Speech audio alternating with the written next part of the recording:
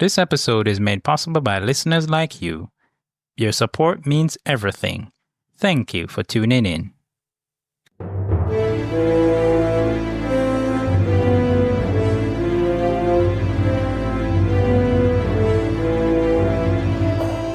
Prepare for warp speed as we embark on a voyage through the vast expanse of science fiction in movies and television series. From distant planets to alien civilization, we delve into the heart of the unknown, unraveling the tales that have captured audiences for generations. Get ready to unlock the secrets of the universe on Code Flix.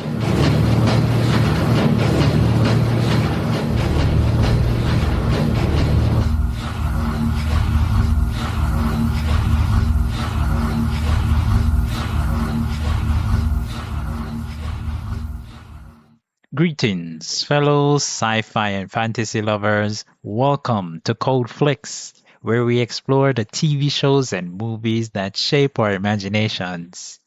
I'm Andre Runner, and in today's episode, we'll be unraveling the mystery of the vanished prisoners in the series Alcatraz.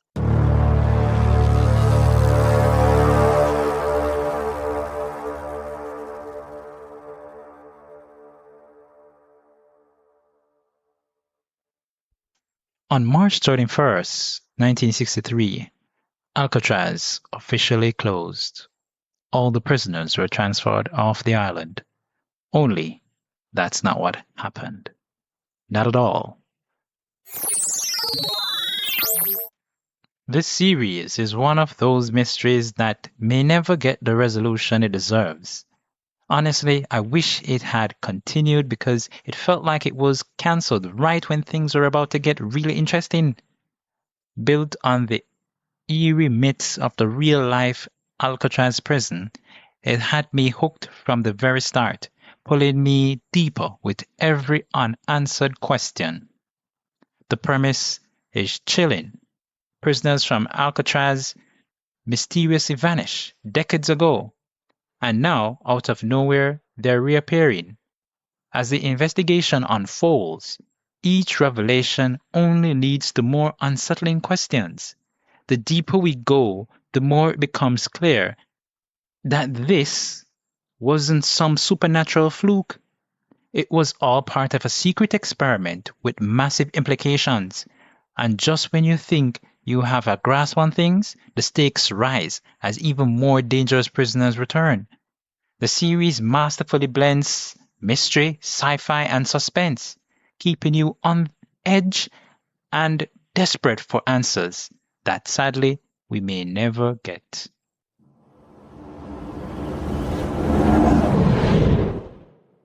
Alcatraz is an American television series created by Elizabeth Sarnoff, Stephen Lillian, and Brian Winbrandt, and produced by J.J. Abrams and Bad Robot.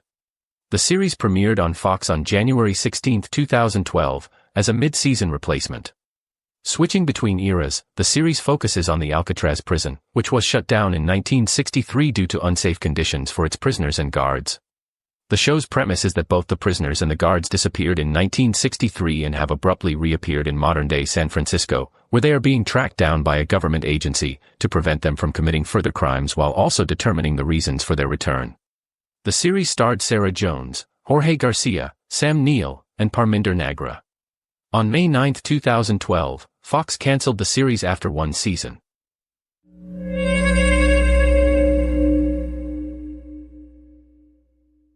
On March 21, 1963, 256 inmates and 46 guards disappeared from the Alcatraz Federal Penitentiary without a trace. To cover up the disappearance, the government invented a cover story about the prison being closed due to unsafe conditions, and officially reported that the inmates had been transferred. However, Federal Agent Emerson Hauser, Sam Neill, a young San Francisco police officer tasked with transferring inmates to the island in 1963, is one of the first to discover that the inmates are actually missing and not transferred. In present-day San Francisco, the 63s, as the missing inmates and guards are called, begin returning, one by one. Strangely, they have not aged at all, and they have no clues about their missing time or their whereabouts during their missing years. However, they appear to be returning with compulsions to find certain objects and to continue their criminal habits. Even more strangely, the government has been expecting their return, and Hauser now runs a secret government unit dedicated to finding the returning prisoners. This unit was set up long ago in anticipation of the prisoners' returns. The cell block at this unit has the same configuration as Alcatraz, distinctive two-level layout. To help track down the returning prisoners and capture them, Hauser enlists police detective Rebecca Madsen, Sarah Jones, and Dr. Diego Soto, Jorge Garcia, a published expert on the history of Alcatraz and its inmates. Opening, narrated by Sam Neill in every episode. On March 21, 1963, Alcatraz officially closed. All the prisoners were transferred off the island. Only, that's not what happened. Not at all. Here are some key tropes found in the series, with examples. 1. Mysterious disappearance. Example, in 1963, every inmate and guard on Alcatraz Island vanished without explanation. Their sudden return in 2012 fuels the show's central mystery. 2. Time-displaced criminals. Example, the convicts haven't aged since 1963 and continue their violent ways in the present, forcing the team to hunt them down. 3. Secret government program. Example, Agent Hauser leads a covert government operation that has been waiting for the Alcatraz prisoners to reappear, hinting at prior knowledge of the phenomenon. 4. The unaging mystery. Example, the prisoners and guards from 1963 look exactly as they did when they vanished, raising questions about where they've been and why they haven't aged. 5. Historical flashbacks. Example, each episode includes flashbacks to Alcatraz in the 1960s, revealing backstory about the prisoners and their connections to the present mystery. 6. Monster of the Week. Example, each episode focuses on tracking down a different escaped convict, showcasing their crimes and unique skills. 7. Hard-boiled detective. Example, Detective Rebecca Madsen is a tough, determined cop who takes the lead in investigating the returned inmates. 8. The genius historian. Example, Dr. Diego Soto, an Alcatraz expert and comic book store owner, provides crucial historical knowledge that helps track down the inmates. 9. Government conspiracy. Example, Hauser and his organization seem to know more than they reveal, hiding secrets about Alcatraz's past and its missing prisoners. 10. Supernatural science. Example, the unexplained disappearance and reappearance of prisoners suggest a sci-fi phenomenon involving time travel or experiments. 11. The unstoppable killer. Example, many of the returning inmates are violent criminals with terrifying skills, making them even deadlier in modern society. 12. Tragic family connection. Example, Rebecca Madsen's grandfather was one of the inmates who disappeared, making the case personal for her. 13. Shadowy organization. Example, a hidden group seems to be pulling the strings behind the Alcatraz mystery, possibly manipulating time travel or experiments. 14. Cold case revival. Example, each escaped prisoner was once thought dead or lost in time, but their return turns old cases into new threats. 15. The tough government agent. Example, Emerson Hauser is a no-nonsense agent who knows more than he lets on and plays by his own rules. 16. Modern tech versus old-school crime. Example, the 1963 criminals must adapt to modern technology and law enforcement, often leading to unique confrontations. 17. The prison as a character. Example, Alcatraz itself is portrayed as a dark, mysterious place filled with secrets, flashbacks, and eerie clues. 18. Cryptic clues. Example, strange markings, coded messages, and hidden documents hint at the deeper mystery behind the prisoner's disappearance. 19. The science magic borderline. Example, while the show presents a scientific explanation for the disappearances, the details remain shrouded in mystery and verge on the supernatural. 20. The unfinished story. Example, the show was cancelled after one season, leaving many questions unanswered about what really happened to the Alcatraz prisoners and why. Alcatraz combined sci-fi, crime, and mystery elements to create a unique procedural drama. Despite its short run, it remains an intriguing concept with a compelling central mystery.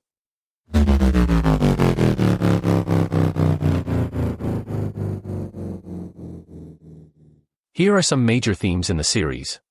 Themes in Alcatraz, 2012. Time and consequences. The mysterious disappearance and reappearance of Alcatraz prisoners highlight the idea that the past is never truly gone and can resurface with unexpected consequences.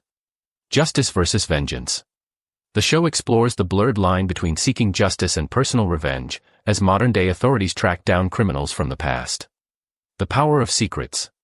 Hidden truths about the prison's experiments, government conspiracies, and time manipulation emphasize how secrecy can shape history and control people's lives.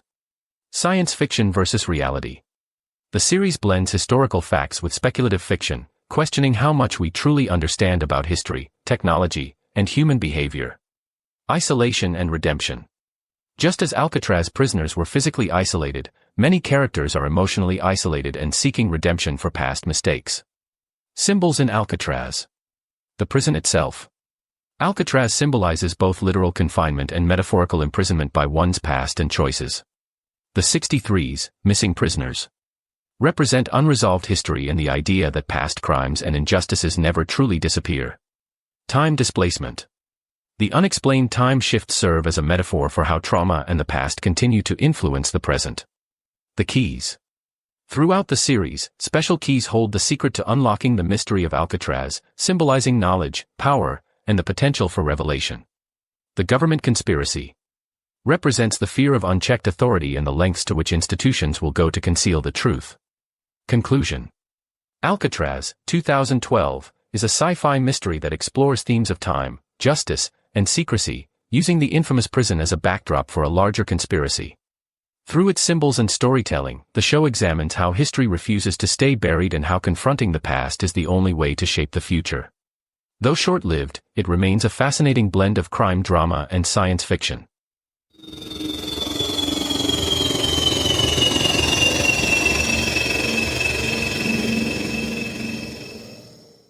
Here are the main characters in the series.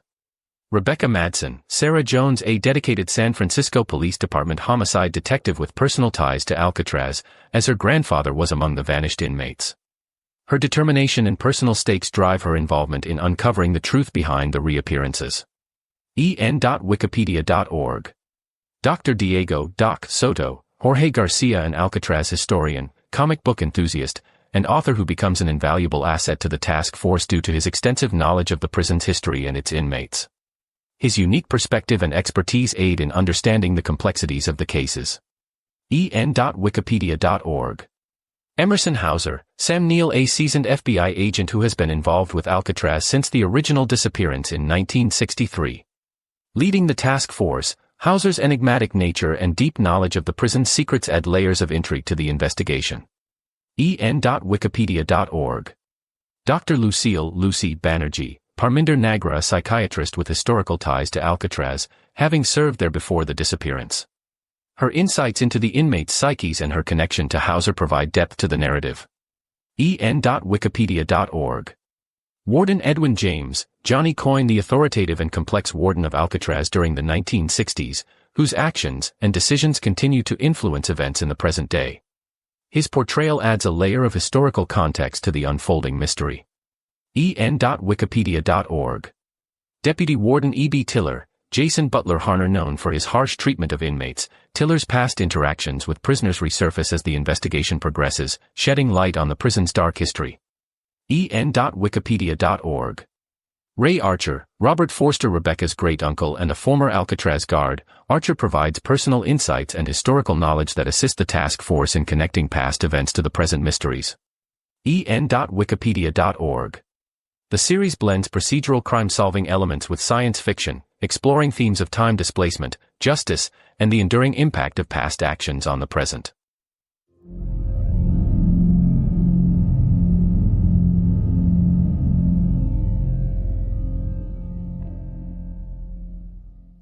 Here is a detailed overview of the production and design in the series. Production. 1. Development. Created by Elizabeth Sarnoff, Stephen Lillian, and Brian Winbrandt. Produced by J.J. Abrams, Brian Burke, and Jack Bender, who also worked on Lost. The show was intended to be a blend of procedural crime drama and serialized mystery, similar to Fringe. It ran for 13 episodes before being cancelled. 2. Filming locations. The pilot episode was partially filmed on location at Alcatraz Island in San Francisco. Most scenes were filmed in Vancouver, Canada, where soundstages and city streets doubled for both modern-day San Francisco and 1960s Alcatraz. The underground facility and Alcatraz interiors were built on sets in Vancouver, with detailed recreations of prison cells, hallways, and guard offices. Design. 1. Production design. Production designer, Michael Joy, supernatural, timeless. The show had a dark, moody aesthetic, reflecting the eerie, mysterious nature of Alcatraz. Key set designs. Alcatraz Prison, 1963. The prison cells, dining hall, and warden's office were meticulously recreated based on historical records. Used a greenish-blue color palette to evoke the past and create a cold, institutional feel. Aging techniques were used to make the sets look worn, grimy, and realistic. Alcatraz, present day. The modern version of Alcatraz retained much of its historical structure, but lighting and camera techniques differentiated past versus present. Some scenes used real Alcatraz footage, mixed with CGI enhancements. Secret government facility, the Batcave. A high-tech underground base beneath modern-day Alcatraz, where recovered prisoners were interrogated. Designed with a metallic, industrial look, using glass walls, computer consoles, and dim lighting to contrast with the historical prison. 2. Costume design. Costume designer, Mary E. Voigt, Batman Returns, Men in Black. Prisoners wore accurate 1960s Alcatraz uniforms, while guards had vintage law enforcement attire. Modern-day characters wore dark, practical clothing to match the show's serious tone. 3. Cinematography and lighting. Cinematographer, David Stockton, Nikita, The Flash. The 1963 scenes had a slightly desaturated, grainy film look, mimicking old documentary footage. Present-day sequences had darker shadows and high-contrast lighting, enhancing the mystery and sci-fi atmosphere. The prison interiors were often lit with cold fluorescent lights, making the environment feel claustrophobic and eerie. 4. Visual effects and CGI. The show used CGI enhancements to recreate historical San Francisco and 1960s Alcatraz. Some aging effects were applied to modern-day Alcatraz scenes to match real-life decay. Subtle de-aging effects were occasionally used on actors appearing in both timelines. 5. Sound and music. Composer, Michael Giacchino, Lost, Fringe, Jurassic World. The score featured haunting orchestral themes mixed with electronic tension cues, reinforcing the show's eerie mystery. Prison sound effects, footsteps, metal doors, distant echoes, were layered to immerse viewers in Alcatraz's atmosphere. Legacy. Despite its cancellation, Alcatraz gained a cult following for its cinematic production and compelling premise. It remains notable for its historical accuracy in prison design and atmospheric storytelling. The blend of sci-fi mystery and procedural drama influenced later shows like 12 Monkeys and Manifest.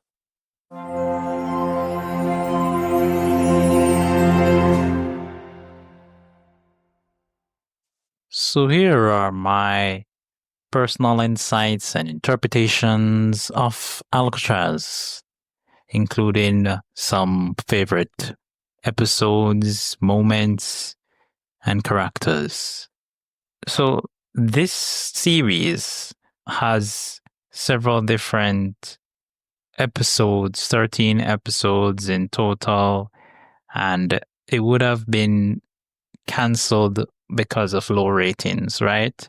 Apparently, the viewership fell off on each preceding episode, which, from watching the episodes over, I really come to understand why that is, because we get almost like a monster of the week kind of thing going on in terms of each episode was centered around a prisoner or a guard that would be termed as a 63 that would have returned, right? And they would be involved in some crime or commit, some act that would be taken up as and perceived by anybody who is investigating, the detective and Soto and Hauser, as, some crazy thing that they did. And so essentially where we are left is we know that essentially that's what's going to happen every episode. So the only thing that this series really has to offer in terms of mystery is the mystery of how they themselves have seemingly disappeared from 1963 and reappeared in the year that the series would have been released, which is 2012. So yeah, we'll kind of get that thing. So enough preamble. Let's get into the episodes. Episode 1, the pilot. So this episode would have been like about an hour and odd long, and it's because it's actually a two-piece episode. It's 2 episodes jam-packed into one. So it would have been aired. The pilot would have been aired along with the first episode, basically the official one. So a murder case leads Rebecca to Jack Sylvain, right? A former Alcatraz inmate who has reappeared in present day. She teams up with Doc Soto, right? Who is an expert in Alcatraz, basically, and an Agent Hauser to learn the truth. At this point, we don't know much about Agent Hauser and what his task force does at that point. So this would have been the basically an intro into what this series would have been about. So we get to find out that, you know, even the opening titles, every episode tells you, you know, that the official story or the cover story was that Alcatraz was closed in 1963, you know, and all the inmates were taken off the island, except that's not what really took place, right? And the voiceover was done expertly by, you know, the guy who played Hauser, you know, that guy. Don't remember his name right now. You know, I'm bad with names. But he's a good actor and he's in a lot of good stuff, you know. And even the guy who plays Soto, he's also a good actor, you know. And I would have been introduced to the lady that plays Rebecca Madsen in this for the very first time when I watched it. And I didn't see her in much stuff afterwards, but she was really good and convincing in playing the role of a detective. Yeah. Right. So they get to find out that Jack Sylvain is on a killing spree, right? And they basically try to stop Sylvain from, you know, murdering someone right there. And, you know, it leads them to find out that, hey, there is basically a lot going on, especially with the fact that Sylvain says that he was told is like, you know, they programmed him basically, right? At this point, we don't know who programmed him and why to do these things, right? To go after the people them. In the same stead, we get to find out there is a prison facility that's in the woods, much like Alcatraz, that Hauser takes the prisoner, right? And all of the other prisoners that they capture, they would have taken them there. Yeah. You know, the key thing was we learned that, hey, Jack Sylvain wouldn't have aged. So he reappear and he's the same age. So obviously Doc Soto was like, wild theory, this might be some kind of time traveling thing, right? It might have been a time jump from 63 into 2012, right? Yeah. We also meet, what's her name? The one of the doctor that she turns out to be a part of the 63, basically. She would have returned as well with them. She was there with them, basically. She's almost like a therapist / psychologist because she tried to get to understand the inmates, and she was basically just kind of just getting, you know, she really did do her best, you know, to do. Lucy is her name. She really did her best to basically make them feel like they are human beings and not just hardened criminals or monsters, you know? Yeah, even though most of them seem to be like that. Yeah. So that episode basically just gave us a good intro into what those were. And of course, it would have been one of the highest rated on the scale of viewership. Episode 2, Ernest Cobb.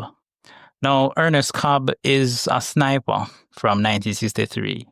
So he would have returned and started targeting the civilians in San Francisco, right?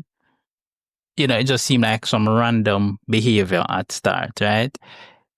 Him get a sniper rifle, which we don't know how the hell him get that sniper rifle, you know what I'm saying? And Madsen and Hauser, them try to stop him before, him kill more persons, right? Of course, Lucy joins Madsen and Soto to go and find where he was situated or where they thought he was. And while she was out there with them in the field, she get shot and basically lapse into a coma, right? And we get to see that Lucy would have been working with the doctor and the warden back in 63, and she would have introduced Cobb, right, when he was at Alcatraz. So basically, it become full circle there, so that way I get to realize that, yeah, she was involved in this thing, right? Or heavily she was involved in it. Cobb behavior just even drives home the point of him being compelled. It's almost like he had no choice but to do what he's doing now that he has come back.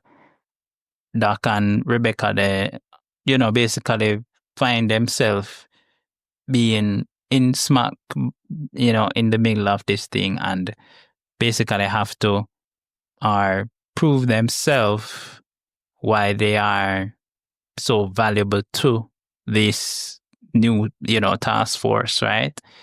So yeah, that was definitely something crazy that happened there. Episode 3, Kit Nelson. So a child killer, he kidnaps a boy and repeats the patterns of his past crimes, right? So Kit, he basically kidnaps kids, right? And when he returns them home is usually when he's unalive them, well, I can say kill. It's my podcast. Their bodies are, returned home, and he seems to be on another spree since he come back, right? And so Dr. Soto now basically step up to the plate for proving worth as well, because I must say, there must be something we can do to stop this, because Dr. Soto also has experience in this, a unique experience to this, because it turns out that in his past, something like this would have happened that would have led him, to basically down the kind of, not to say hero, but like he basically would have saved himself from his circumstance. And so he understands what the victims would have gone through, and he was very integral to getting Kit, because he stumbled upon Kit and his victim at a diner, and they basically was watching what's going on. And after that, he was able to even plan out how they could apprehend him, right? And it turns out that, the one thing that that he could do at that point was to basically give the child an encouraging word and basically say, hang in there. And by doing that, that would have basically sowed the seed in the young boy if you say, I can't just let him do this. I have to find a way out.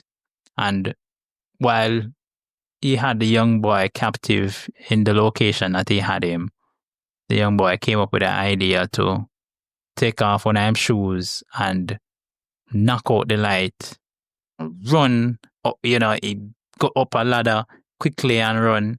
He did get caught by Kit, but it was enough for them to be able to converge on him and basically capture him at that point, Yeah.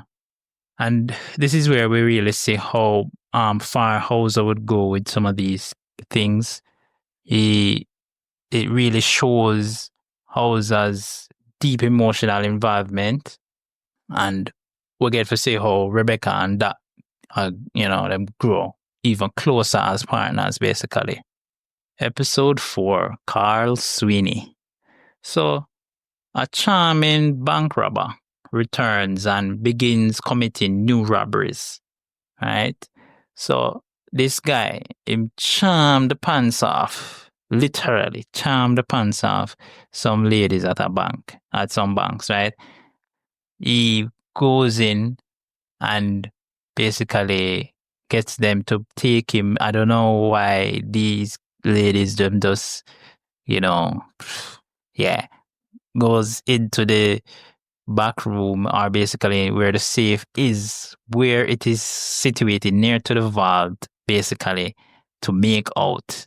Why? Why would you do such a thing, right? You're working at one bank and you basically give the stranger access to that thing. You know what I'm saying? Don't you read the fine line in your, don't do things at work thing. Yeah. Anyways, at one point, him kill one man, right? Which sets them on the heels of him, because they're saying that the fact that he did this because he has never taken a life before in 63. So the fact that he might do this now must mean there's something up, right? So apparently he was after stealing some keys, which will become very crucial further down in the series as I talk about it.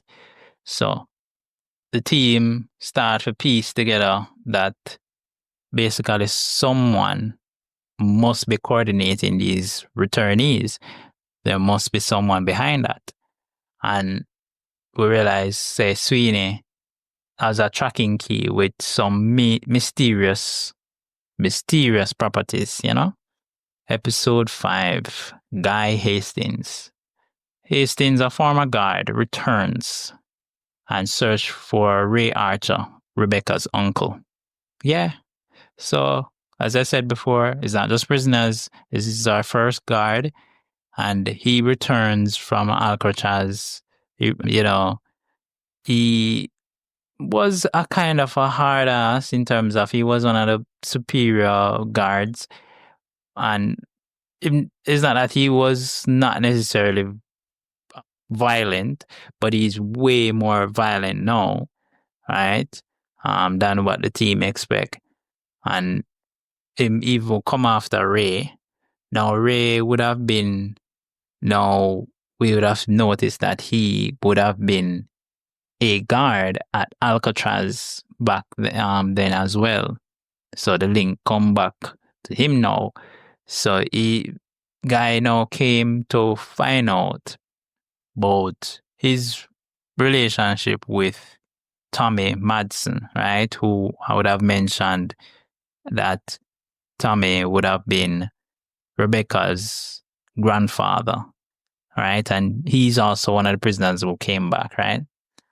And so, he's basically, it's almost like he's trying to get him to bring him to him. And Ray would have been smart enough to kind of stall for time and allowed basically the team to track them down and, get at them. And basically, that leads to, some interesting insight there, because we never know, say, Ray was a guard and he was there and thing. And so now we know that that was what it was, and that the fact that later down now we realize, say, it would have been a part of something bigger. They were in it together. Tommy and Ray, they had a plan for, I guess, his escape, or I don't know what it was that their plan was fully based on what I was seeing. Yeah. But something that, yeah. Because Ray basically is revealed to be Tommy's brother, right? If I didn't say that before. Yep. So, episode 6, Paxton Petty. So, a Vietnam vet starts planting landmines across San Francisco, right? So this brother, him basically is an expert, from the military, a plant landmine, and people are dead because, him plant it in some very precarious places. Now, Rebecca and Soto and Hauser, they have follow some clues to try to figure out what is his next location, where, my target and so on. And part of that is them figuring out that there is a way how the military remembers or reminds themselves where to plant or where the bombs will be planted so that they can navigate through the land mines, right? So they use like some songs and specific words in the songs, and so there's a pattern. And so they would have basically decoded that kind of thing and figured out that, that one of the locations was at a park where children go, and then there was another location that Hauser would have found, and him go by himself. I don't know. This is why I don't understand Hauser, Hauser go by himself for go at the place where him could have said, him have so many person that work for him. Why him never bring somebody with him? Why him could have bring somebody with him? Anyways, he end up in a situation where Rebecca have to come get him out of it. And her friend who works for the bomb squad would have basically given his life to save Hauser. Yeah, it's that kind of episode. It was one of those episodes that I liked in terms of the way how, it basically showed that there was some flaw with Hauser. It never does make him seem like, him just on top of things and him doesn't know him thing and him never in a situation. But you got to see him being taken down a peg, and how him deal with it is another thing. But, you got to see that him get taken down a peg and him basically have something to owe now to Rebecca and Soto, because they would have been the ones to figure out, because Petty wasn't going to tell them where Hauser was, because he would have met him on the beach and he left him there at the beach when he stepped on the landmine, knowing that either I'm going to step off it and kill himself or something, or I'm going to get tired. So he planned now for come to the same playground, and it is there at the playground while Soto and Rebecca stake out, then catch him. Yeah. So we also learned, say, Hauser realized now, say, boy, Lucy might not wake up from the coma. So he basically take her out of the hospital, which they did, public hospital, and carry her to Dr. Beauregard, right? Which I didn't mention Dr. Beauregard before, but Dr. Beauregard is the doc who basically was on Alcatraz, right? And he would have been doing the warden's bidding, taking blood from people and things. So up to that point, we were like, Dr. Beauregard seemed like him involved in something, I wonder if him do something. So, I think about it that way there. Yeah, so at this point, we saw where he was basically working for Hauser now. So I said, wait, he might work for Hauser too. So what going on this now? Something, what I'm saying? Something's up. Yeah. Episode 7, Johnny McKee. So a chemical warfare obsessed killer poisons people in public places. Yeah. So this brother, you know, him have a serious problem with bullies, apparently. And initially, while you know we're introduced to him and his backstory, because they constantly give us backstory into the 63, so they take us back in time, show us like what was happening at the prison, you know, show a little bit of them backstory when them talk about some of it. Like we get a little exposition. So that's why I'm saying it. All episodes seem to follow a similar trend, and there's nothing new, nothing that just pops out of the blue that says, hey, this never happened last episode, right? Apart from the one and two little instances. But yeah, it just, probably that's why, you know, things just went downhill from there. But yeah, out of the meta commentary. So he had a problem with some schoolyard bullies, and they would have basically, you know, made him into the type of guy he is. So him study up in books, them kind of big nerd, chemistry nerd, right? And so him basically poison off people and things. I mean, up a prison. Now, when he returns now, we find him in a bar being a bartender. You don't want somebody like that around food or drink, yeah? The man I thought to somebody, and the guy just said to him, like, you know what I'm saying? You know, people can be crazy, but him just said something to him, and he didn't like it, and him poison off the people them drinks. You know what I'm saying? Anyways, we get to see that in the nothing for him for about poison people. Right? Him poison one pool where him go work at the pool, you know, right? And when somebody throw one towel at him and say, towel boy, give me a towel. Man, go in a room and throw some poison in the water supply where I go to the pool. And then you just see him just taking time fix up the outside of the towels, putting towels on each one of the benches. And then the camera pans up and we see dead bodies floating in the pool. I mean, that was one of those visceral, you know, thing. I mean, I had to just talk about that part. It was really visceral. Yeah. Yeah. So Rebecca begins to suspect a deeper psychological manipulation on the returnees, because it just seems like, you know, anything that they did in, you know, before they went into prison and caused them to go to prison, them come out and do 10 times worse. You know what I'm saying? Episode 8. The Ames brothers. So Herman and Pinky Ames, they try to locate hidden gold in Alcatraz. So these two brothers, apparently they might have escaped, but they weren't really looking to escape in 1961. It was them trying to find gold, right?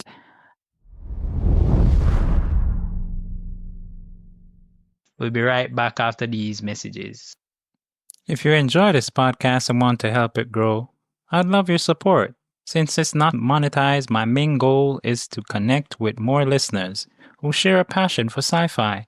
Please share the podcast with friends or colleagues who might enjoy it. And don't forget to leave a comment. Your support and feedback makes a big difference, and keep the content coming.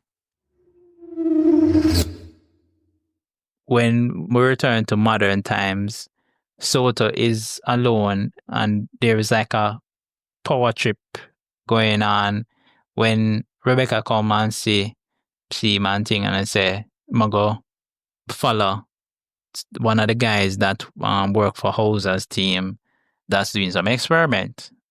So while the power trip out, as I said before, and when Soto reach around there, the power would have trip out, so they wouldn't be able to see on the camera monitor anymore, right? So the man them come out of the shadows basically and just take out the man where experiment. And Soto saw. But Soto never realized that there was another brother that was there as well. And the other brother, was like, capture him too. So when they realized that he's an expert in Alcatraz, they decided to get him to help them, basically force him to help them to find what they're looking for, with the map that they have. So to now, try to start the time and thing. Them lock him in one of the cell them and thing, but he's able to escape and thing. It turns out that they weren't working alone. There was a guard that was in on it, and we saw that story in the 60s how that was going on in the prison, that them did get the warden key, all them key them, and they make copies of the key, right? And basically they got themselves thrown into solitary confinement, but this guard would have been there to basically pretend to take them to solitary confinement, and instead he basically allowed them to go and find the goal that they're looking for, right? So them find the door where them think, they're behind, and them go with the keys. And when them realize the keys them don't work, them try to escape. But the warden is there like, you think it did open that door there. Yeah, man, you know open that door there. I'm gonna get some more, pound upon a sentence, So basically that's what, And then like the closing scene would basically say where the warden would have taken the keys, the same keys that they would have taken and made copies of. He take the keys and he goes to the actual place, the door, opens that door with the 2 keys. And then there's a third slot that, fly open on the door that reveals where another key can go, another keyhole. And he opens it. He goes in and there's gold in the room. So it's not a myth. It's a real thing, right? Based on what they're saying there. Yeah. And just to say that there are stories that at the time when this was aired, a lot of fans of the show would have gone to Alcatraz, right? On tours and basically try to find themselves out of the tour for go find these places that they must see in the show. Can't believe it. Some people take these things literally, Not me though. I'm just talking about it. Yeah, but I mean, yeah, this episode, gave some mystery, a new light, and at the same time, it's acted like a filler in a way, because these guys weren't necessarily, they were violent. They weren't necessarily violent because of, any influence or any programming, but necessarily they were actually looking for what they was looking for from the beginning, goal, and they have been violent, and that violence don't seem to be different from what they were doing before. Yeah. Well, yes, in a way, because they are killing people now, and before they were just maiming them and so on. Episode 9, Sonny Burnett. A former gangster uses modern tech to run a brutal protection racket. So, Sonny Burnett is sent to the 1960 Alcatraz for kidnapping wealthy people and holding them for outrageous ransoms, right? Him appear back in the present now, seeking revenge for the betrayal of one of his kidnapping victims, right? So what he did was that he had a location where he stored some money, right? And this woman, where they involved with him, she basically go take out the money. So him a tell the people them in a prison say, yo, I have the money in one place out there so you can just go there, go check, tell them, say them man out there, they might dig up the place and take out the money. And, he's like, yeah, man, money out there. And them say, yeah, sure, money out there. When them go out there, the money not out there. When they hold him in there and then beat him to frazzle. So, when the man come out now, when he come back to he comes back to the present now, him go after basically, the C and Smuddy, we have, you know what I'm saying, and then end up taking their daughter and then him bury the daughter. So, and the money this time, and the daughter get buried, right? And, we get to realize that boy, there's something about the blood because we get to find out more about the blood thing. Because we know say blood get taken from Tommy Madsen and some other prisoners, but then, we get to see that there is some connection to what's going on now, right? And Soto get increasingly concerned about what is happening with the big picture because they just not understand why all of these returnees coming back and what all of this is hinting at or what could possibly be going on, right? So, there's a whole lot of things going on with Rebecca, her Uncle Ray, and her grandfather Tommy. Although she says not her grandfather still. Yeah, can understand that. Episode 10, Clarence Montgomery. So, a man wrongly convicted of murder in the past is now a killer in the present. Yeah. When I saw who this was played by, I was so overjoyed because it's one of my favorite actors, this guy.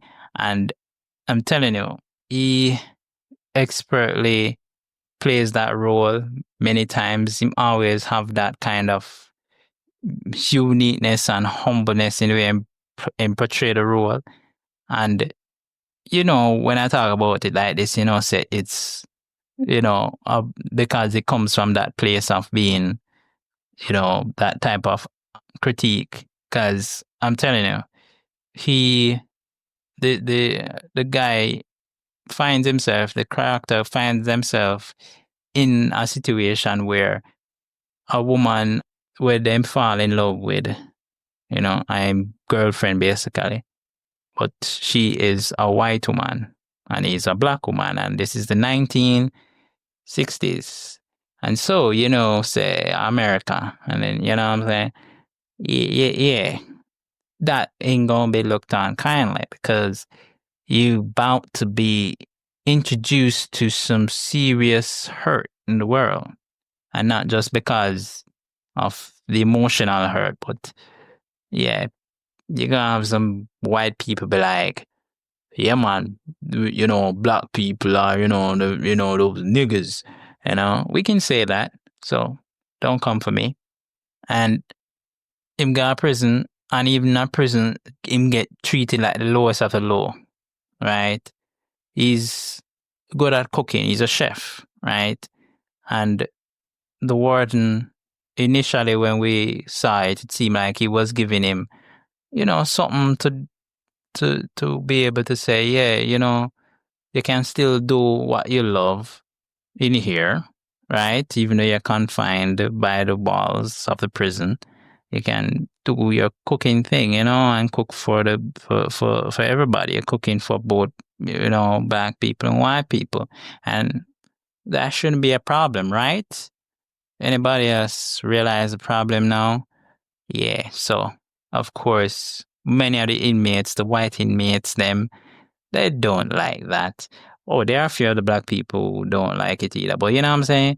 Mostly the white inmates, them never like that. And so, yeah, it leads to, them spitting and fighting and big brawling and stuff. So, Tiller, who is one of I think he's the second to the warden, right? So the warden second on man. Basically have it in for Clarence.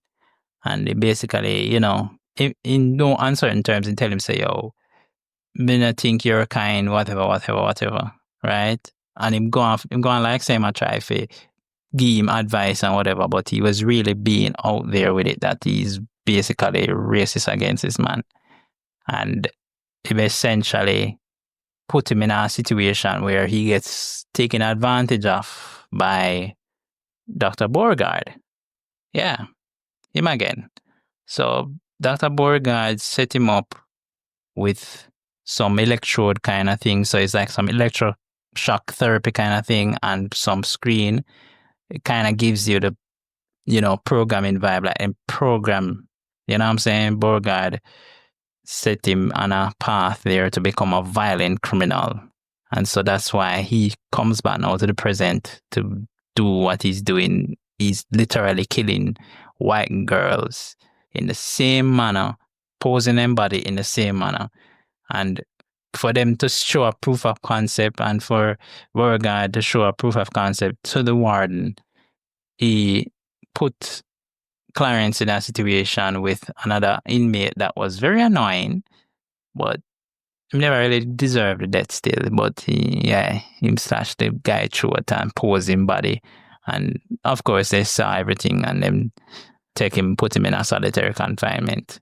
So, yeah, this kind of episode does hints at MK Ultra, which is a real thing that occurred, and some other experimental things that they did to Black people and other minority races in the United States, to test some weird science, some things that some of these guys were coming up with.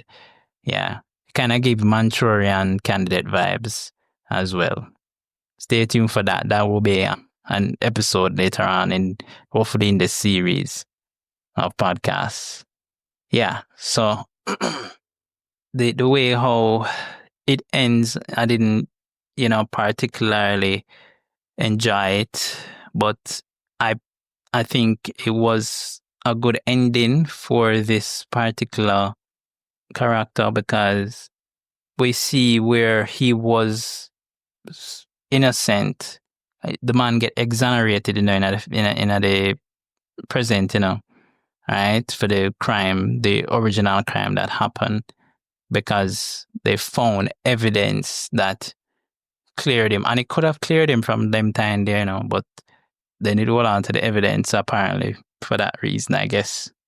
Yeah.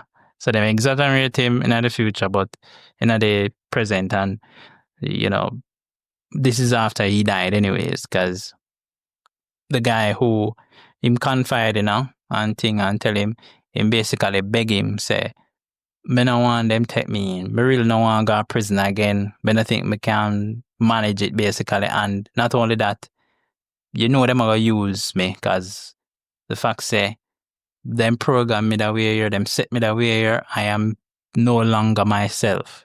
So I don't want to be anymore. So the man does take the shotgun and blow him away, you know what I'm saying? Yeah. A moment of silence for that episode. Another one by Sedos. Episode 11. Web Porter. So, a mentally unstable violinist with a tragic past returns and becomes dangerous. Yeah, this is something. So, this prisoner, he would end up at Alcatraz because he killed his mother, right?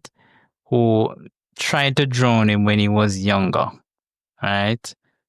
Yeah, that kind of thing. So that is another thing that I like about this series, is that it touches on some really, really poignant topics that shows that sometimes some persons are coming from some situations that would have led them down that path, right? And maybe it's not just only that, but the choices that people make. But at least you got to see that, this can push a person in a particular direction. And, basically he would have gotten used to Lucy, who would have given him a violin to play in the prison. He was basically confined to solitary confinement in a way because he couldn't be trusted around Gen Pop because he used to make up a nice at night time and thing. So her intervention allowed him to be able to process the trauma in a way, so he was able to return to Gen Pop. Him could actually go among other inmates now because him could function as a regular human again, right? And she helped him to work through that trauma. Yeah, that is in there at Alcatraz. Well, when him return as a violinist, stringing the women's hair the victim's hair onto the violin strummer, the thing, but then you say strum the violin, or correct me in the comments if I'm butchering it, but yeah, the thing that they use, him twine it up, use the hair, him pull off their hair, cut their hair, string it onto it, and then him use that for make him violin and making music. And he can't read a lick of music. Him go one place for audition and them like how him sound, but when him then give him some music for read and actually play from, he's like, them say, oh, we can't use you because, say he's upset about that he doesn't get to play as how he wants to. Them eventually catch him up, of course, and when him say Lucy needed him help because he did make a promise to her back in the 60s that there might be a day that him can help her in his way. And, Hauser take him to Lucy and he gives Lucy his blood because he realized that the blood would have some properties that would be able to help him regenerate in the body and so on. Anybody heard of colloidal silver? I have. And yeah, it's kind of have a pseudoscience kind of thing to it. So I'm not going to really touch on that. But yeah, it helps her to wake up from her coma. The last scene of the episode, we see her eye them fly open, like, when somebody does startle you out of your dream. Yeah. So, yeah. Episode 12, Garrett Stillman. A master planner executes a sophisticated armored car heist. So when I watched this one, I was like, okay, this seems like, one of them heist movie kind of thing. So this was one of the other ones that kind of give a little bit of a difference other than the regular, but still follows the same formula, which is we have a monster of the week kind of thing where, you have a prisoner who come back and he's doing something. With the exception that we get a reveal, one of the major reveals is that he is working for Tommy Madsen, right? And we'll get to find out that Tommy is not working with the other persons, right? Or some of the prisoners might not have been working together. So because up to this point, we would have been seeing all the prisoners them seem to be doing all sort of almost random stuff, right? Some prisoners come back doing random stuff and the guards come back with them random stuff. But it wasn't all random. There seemed to be like some kind of fight or battle in terms of certain things happening. So there was another prisoner that ended up taking a key from Stillman at the end of the episode, right? And killing him, to take it and stuff. And then we were introduced to Tommy Madsen. They're reintroduced to Tommy Madsen being as a part of that as the ringleader, right? And calling the shots for that one. Because Garrett have some masterful skills in planning out stuff. So he would have wanted to distract from what his real goal was. He got 3 armored trucks, right? Got those 3 heists with 3 different teams, liquidating the teams. And when I say liquidate, I mean like him bomb one of them and him shoot some people and all of that. Yeah. So all of that happened in that episode. And, I'm wondering why this episode would have been one of the lower ones, them too. But yeah, that's just how I see it here. It would have been one of those episodes to me that would have given some rise to something. It wasn't great, but it was a lot better than some of the preceding episodes. Right? And it really gave more emphasis on the mysterious keys, and that the third key, that one, why, everybody a fight over it and thing, basically. Yeah. So episode 13, Tommy Madsen, Rebecca finally confronts her grandfather, Tommy, a central figure in the mystery of the Alcatraz disappearances. Now, Rebecca, she finds a man who kills her partner, which is Tommy, right? Her grandfather, right?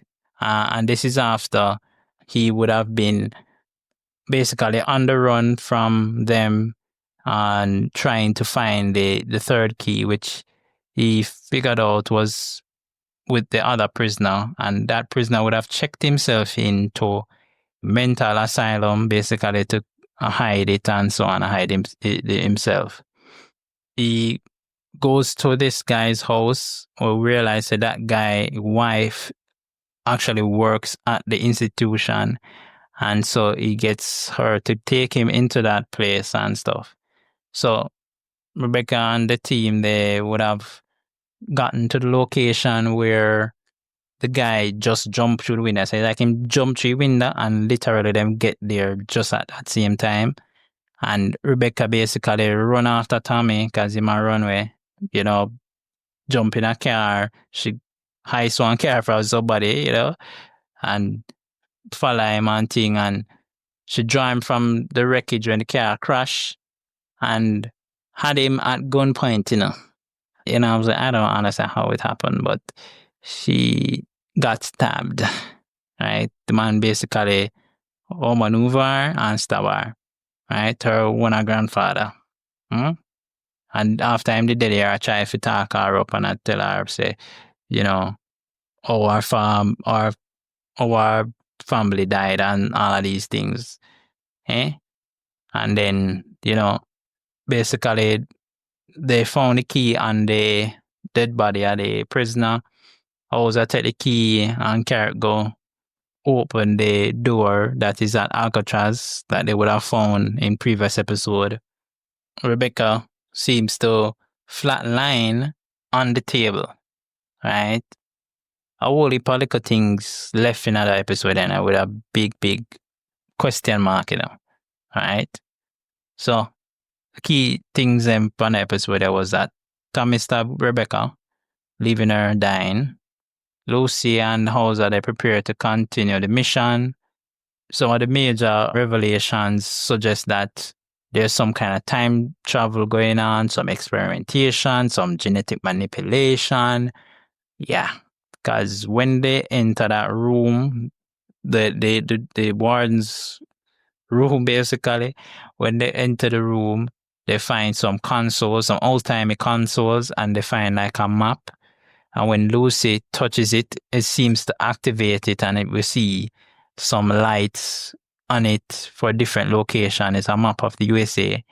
And basically, it shows the numbers of the prisoners on it. So they inferred that this is a map of where all of the returned 63s are situated. And this would have set up a really nice season 2, man. They could have just have another season 2 and just kind of just, tied up some of these things. Yeah. And it would have been good to see because I think, a whole lot of things could have happened where that is concerned. Oh, not to forget. So the guy who was behind the blood and Tommy Madsen being the first one that they gave the colloidal silver to, and he didn't die. And so that scientist guy, he would have appeared while they were searching inside of the room, he would have appeared in there and him asked them what year it is, because it seems like he knew what happened. And him asked what year it is. And, when they tell him, he laughs maniacally. So, yeah, we know say him know something. So, it really would have been good to see what that would have entailed, where it would have gone. Yeah. Free audio post-production by alphonic.com.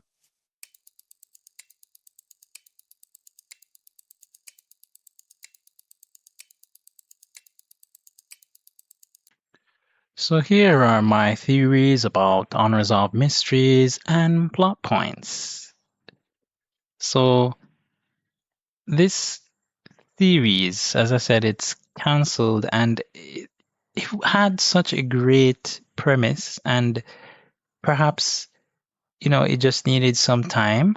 I mean, at the time, perhaps the money wasn't there for such a ambitious project in terms of trying to get things done and rolling it. And I didn't see a lot of variances in it. I mean, there have been series that have had probably higher budgets than this, and they have kept on, even with low ratings at a certain level because of just the way how things were charted and stuff.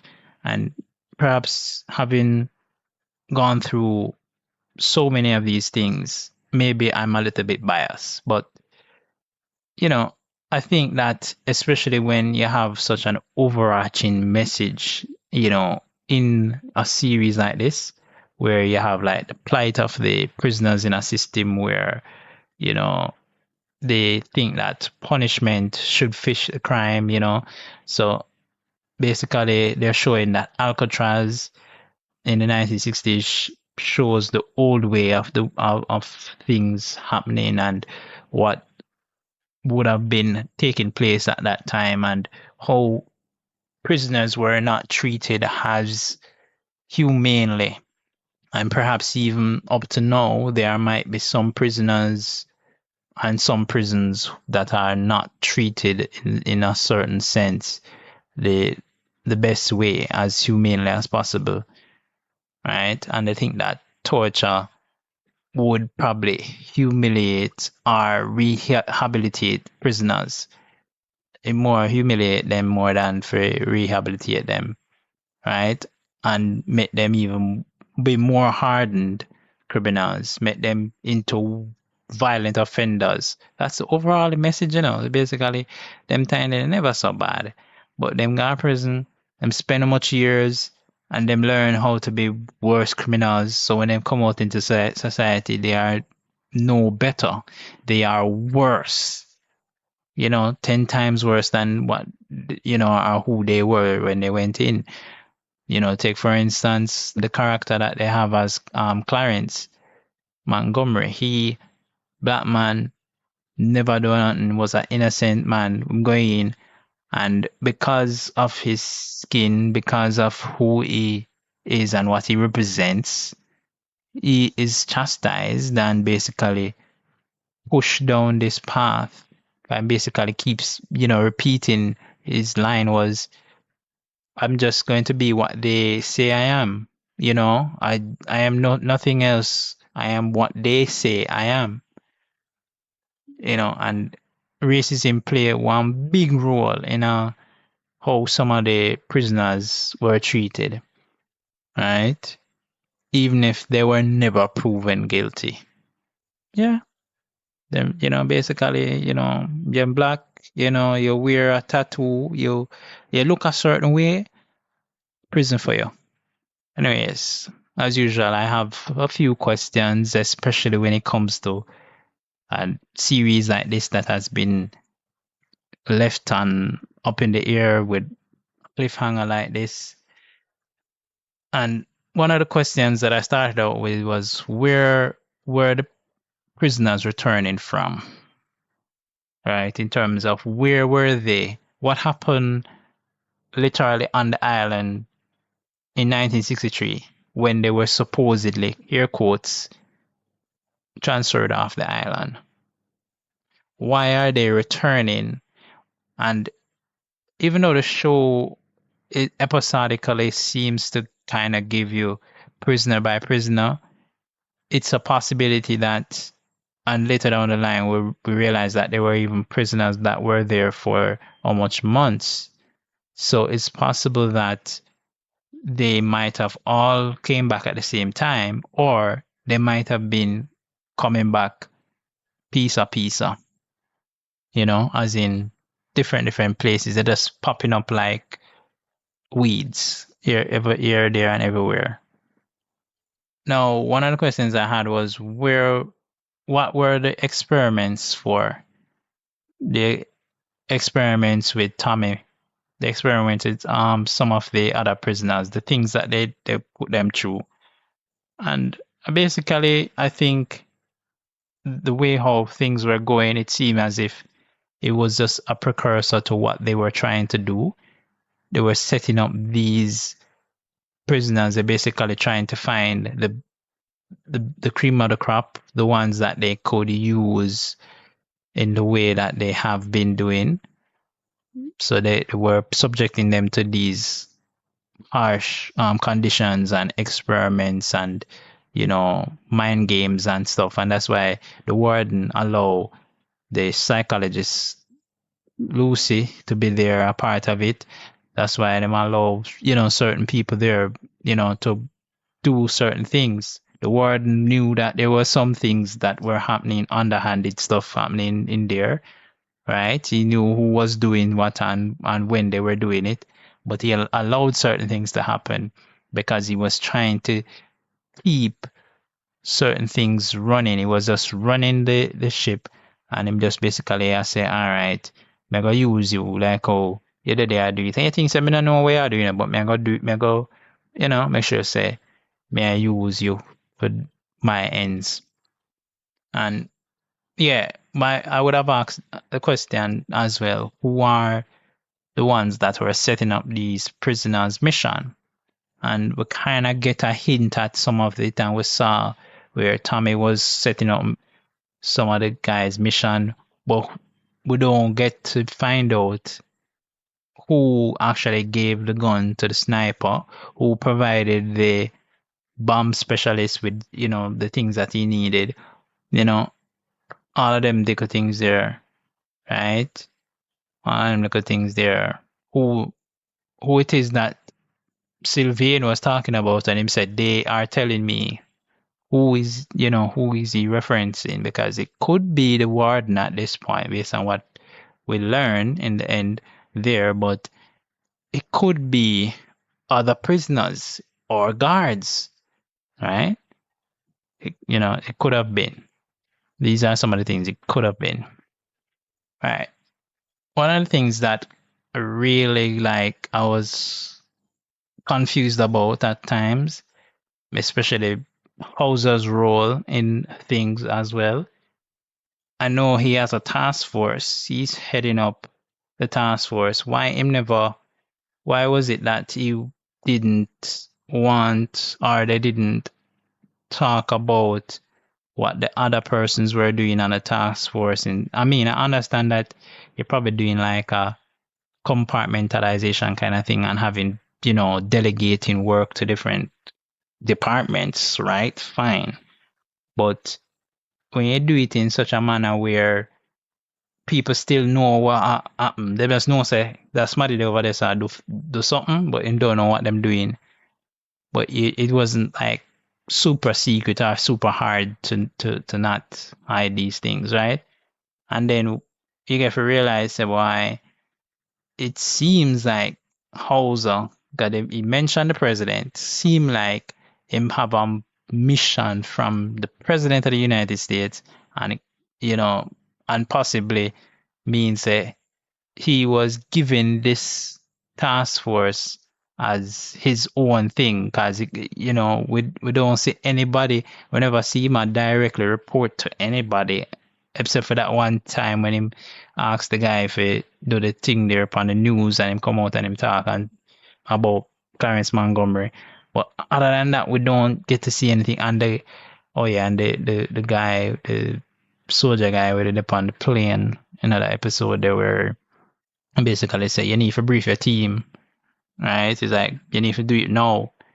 But we don't get it, we don't get a good understanding of it if it is actually FBI task force or this is some kind of special task force within the government that in basically does use a FBI face guard for his thing. Yeah, that is something that I'm really wishing that could have been explored in some way to kind of give a little insight. But these are the greater mysteries that make you want more out of Alcatraz. And yeah, if I even for them to do a TV movie, or a limited series, even though they can still do it, they might not be able to get some of the actors still, right? But at least, you could kind of hint at certain things and say, all right, it went this way. Or you could have said, all right, this is 15 years after the events on the day when Rebecca died or something. Or you could say Rebecca died. Or, bring her back as something else, they have the magic of technology. So they can do a lot of stuff. Yeah. So, as usual, that is just how I would have seen the series being taken on a thing, Yeah, it just should us explain and tie up some of these little things because, a guy want a little closure upon some of them somewhere because it's pretty sure it ended like that. Rebecca look like she dead. The task force discover that there's some kind of time traveling going on and apparently somebody is tracking. We're saying we think it's a warden based on what they're saying. It's suggestive of a warden track the movements of the prisoners. Why in the hell did they even release the prisoners? I guess that's another question that comes up right now. Yeah. And all of them think they're together. But these are great stuff that make the mystery even deepen. And there's some theory that it was a response to the fact that Lost would have finished sometime after that. And so it was a response basically to say, all right, this is a new series that would have taken the place of Lost. So it was perhaps slated to be the next Lost, I would say. Yeah. But those are my theories. What are your theories? Share your favorite Alcatraz moments or theories. Let me know of them in the comments.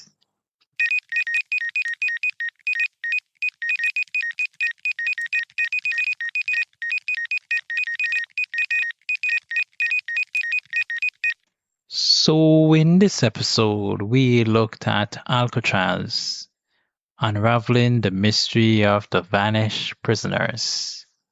Yes, and it's quite a mystery. Moving into basically a story about how prisoners are treated and the effects of punitive measures on prisoners.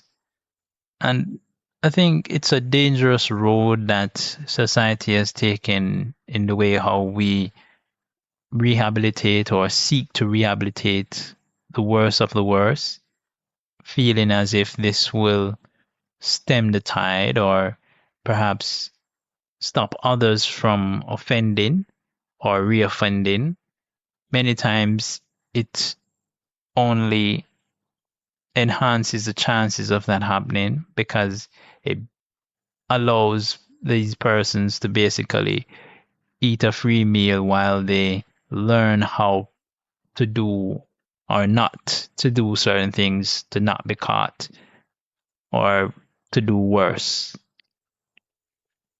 So as a society, we need to look at ways to target these prisoners and get them to a point of not wanting to offend or even to prevent persons from becoming criminals, putting in and instituting some social programs, some ways to get persons to comply with the laws, the regulations, so that they won't even have to think about wanting to be prisoners.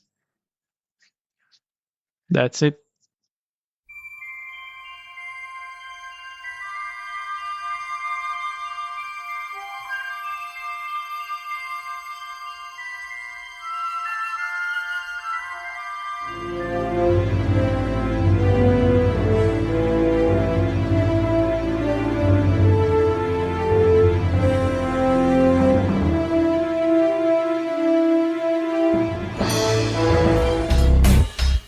That brings us to the end of this episode. Our voyage to the universe of sci-fi television continues. And we're closing in on 1,000 downloads. Your support keeps us going. Engage with us, share your thoughts, and let's keep the conversation alive. Thanks for tuning in, and until next time, stay curious.